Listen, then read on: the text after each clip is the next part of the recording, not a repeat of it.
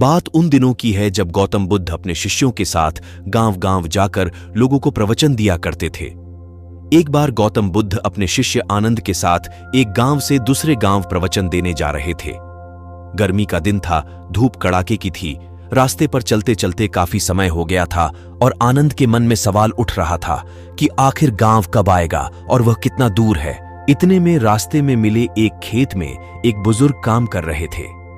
आनंद गौतम बुद्ध से बोले, गांव और कितना दूर है, चलिए इन बुजुर्ग से पूछ लेते हैं। इस बात पर गौतम बुद्ध ने हामी भरी और उस बुजुर्ग से पूछा कि आने वाला अगला गांव कितना दूर है। उस बुजुर्ग ने जवाब दिया, बस कुछ ही दूर और फिर आप गांव तक पहुंच जाएंगे। और इतना कहते ही गौतम बुद्ध बुजुर्ग की तरफ देखकर थोड़ा मुस्कुराए और बुजुर्ग आदमी भी गौतम बुद्ध को देखकर हल्का सा मुस्कुरा दिए। पर यह बात आनंद को कुछ हजम नहीं हुई।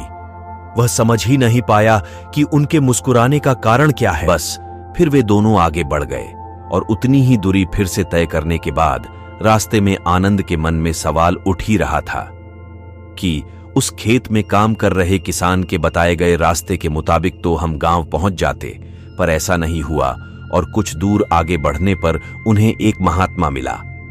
आनंद ने उन महात्मा से फिर वही सवाल पूछा कि आगे आने वाला गांव और कितना दूर है। महात्मा ने कहा, बस 2 से 4 किलोमीटर ही दूर है।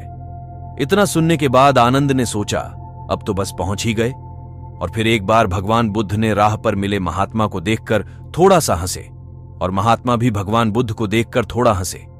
फिर से आनंद के दिमाग में सवाल उठने लगता है कि आखिर दोनों के आपस में हंसने की वजह क्या है। और ठीक वैसे ही राह में मिली बूढ़ी अम्मा के साथ भी वार्ता ऐसी ही हुई।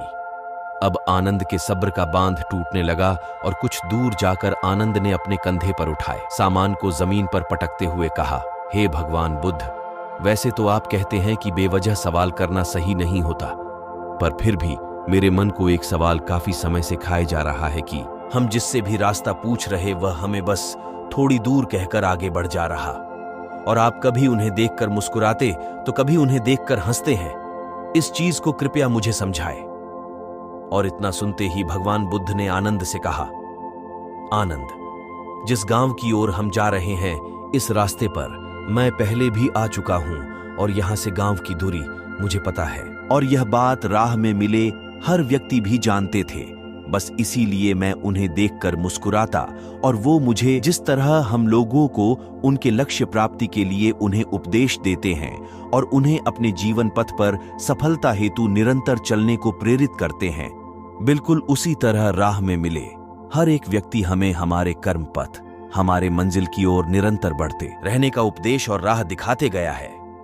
भगवान बुद्ध की इस बात को सुनकर आनंद मुस्कुरा उठा और गांव की ओर चल दी। दोस्तों, इस कहानी से हमें यह शिक्षा मिलती है, जैसे कि कहानी में भगवान बुद्ध और आनंद को कई लोग मिले जो उन्हें उनके मार्ग में जाने के लिए प्रेरित किए, बिल्कुल हमें भी हमारे जीवन में आगे जाने के लिए कई तरह से प्रेरणाएं मिलती रहती हैं और हमें उसे स्वीकार कर आगे बढ़ना होता है।